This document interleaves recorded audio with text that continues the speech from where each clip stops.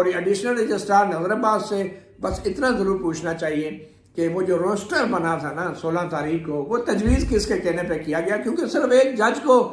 جو ہے جس سے عقیل عباسی کی جگہ پہ لانے کی بات تھی وہ بھی نہیں کیا گیا، اور بعد میں پھر اس کو کور اپ کرنے کے لیے وہ اسپیشل بینچ کی کہانی گڑی گئی اور پھر تاثر یہ دیا گیا اب تو روسٹر بن گیا۔ بھائی اگر پریکٹس اینڈ پروسیجر ایکٹ کی پرانی کمیٹی نے روسٹر منظور کر دیا تھا تو پھر آپ یہ ایکسکیوز کیوں کہہ رہے ہیں کہ بینچ اویلیبل نہیں ہے؟ اگر بینچ اویلیبل نہ ہوتا تو پھر یہ معاملہ آئینی ججز کمیٹی کو کیوں بھیجا جاتا؟ اس کا مطلب یہ ہے کہ روسٹر بنانے کے پیچھے بھی بدنیتی تھی، اور آئینی بینچ کی ججز کی جو کمیٹی ہے اس کو کیس بھیجنا مقصد تھا، اس لیے روسٹر میں بھی وہ بینچ نہیں بنایا گیا۔ دیکھیں نا یہاں پہ وہ پھر میلس سامنے آ جاتی ہے۔ تو آپ کو لگتا یہ ہے کہ جو 6 ججز صبح کے وقت بیٹھیں گے بظاہر، اب صبح کا ہی ٹائم دیا ہے،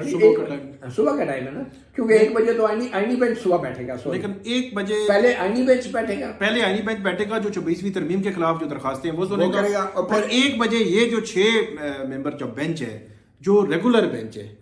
یہ جو ہے وہ بیٹھے گا اور یہ جو ہے وہ کیس سنے گا پھر آگے۔ میرے خیال میں پہلے آئینی بینچ بیٹھ کے ان تمام لوپ ہولز کو، ان گیپس کو کور کرے گا جن گیپس کی طرف جسٹس منصور علی شاہ نے اشارہ کیا ہے، اور ان کو وہ جو کہتے ہیں نا کہ انتظامی کمیٹیوں نے، ججز کی کمیٹیوں نے عدالتی فیصلے کو کیسے جو ہے وہ اس کو ڈیفائی کیا، تو وہ جب آئینی بینچ صبح بیٹھے گا تو وہ اپنے ایک آرڈر لکھا دے گا، ریمارکس بھی دے دے گا کہ بھئی یہ تو اب آئینی بینچ کے سامنے کیسز لگائے جائیں۔ جب آئینی بینچ اپنے آرڈر میں یہ لکھوا دے گا کہ تمام کیسز جو ہیں وہ 26ویں آئینی ترمیم سے متعلق جو بھی سوال اٹھتا ہے جہاں بھی اٹھے گا وہ ہمارے سامنے آئے گا، تو پھر اس کے بعد تو یہ 6 ججوں کا بینچ اپیل میں بیٹھ کے اسی آئینی بینچ کے فیصلے کی روشنی میں جسٹس منصور علی شاہ کو، جو ابھی بینچ اویلیبل ہے جسٹس عقیل عباسی والا، لگتا ہے ان پہ جسٹس عقیل عباسی کو بھی ہٹا لیا جائے گا، کیونکہ پھر تو فائدہ نہیں رہے گا، پھر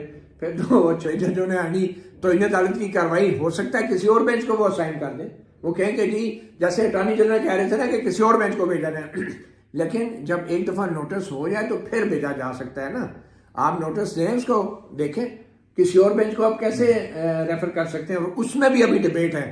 کہ سول اور کرمنل کنٹیمپٹ جو ہوتی ہے اس میں وہی بینچ سن سکتا ہے، اور جو جوڈیشل کنٹیمپٹ ہوتی ہے اس میں صرف ریفر کیا جا سکتا ہے۔ تو بہرحال اگر جسٹس منصور علی شاہ نے فیصلہ نہ دیا پیر کی صبح تک یا کل ہفتے کو، پھر تو اس کا مطلب ہے جسٹس منصور علی شاہ خود بھی نہیں چاہتے، اب وہ بھی پھر جان چھڑا رہے ہیں۔